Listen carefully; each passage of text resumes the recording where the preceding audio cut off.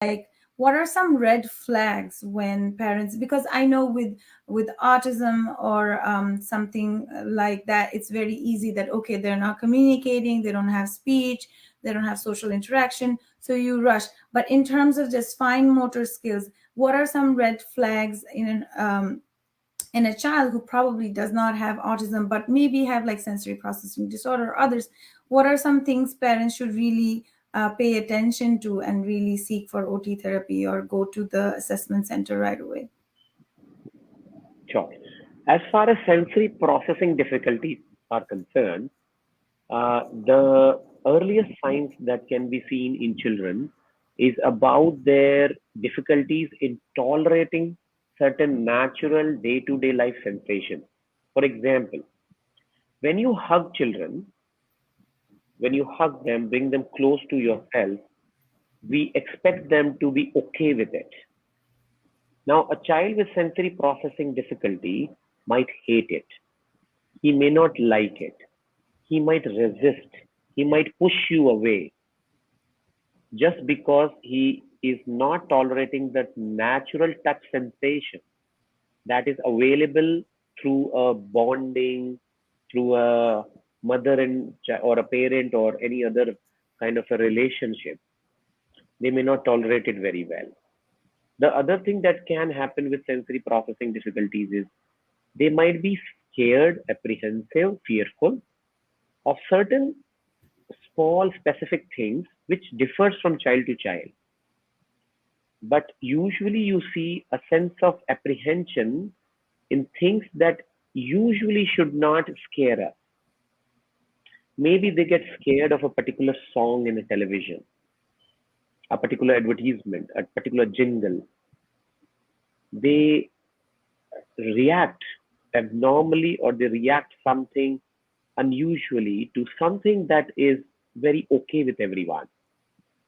On the other side, there are other children who respond by laughing on something that does not require you to laugh.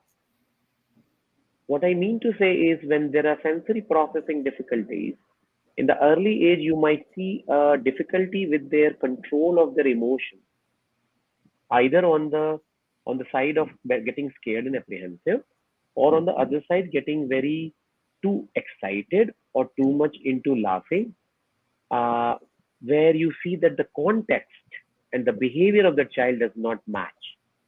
If the context, the situation that you have and the behavior is not matching, you should think about sensory. You should think about sensory processing.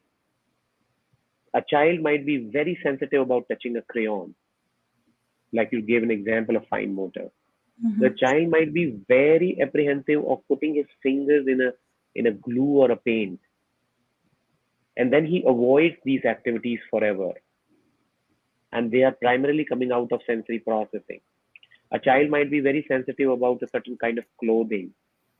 A child might be really apprehensive about or very, very reluctant and to the extent of protesting about shoes, socks, gloves, caps, haircut, nail cut, uh, bathing, hair bath, hair wash. So, very ordinary day to day child based activities become somehow difficult for the parent if they think I'm handling the child with a huge amount of effort. That itself also tells us that it may not be really autism. It may not be autism really, if the communication is okay. But certain aspects of the child's day-to-day function are extremely troublesome for the parent or are extremely effortful for the parent to manage.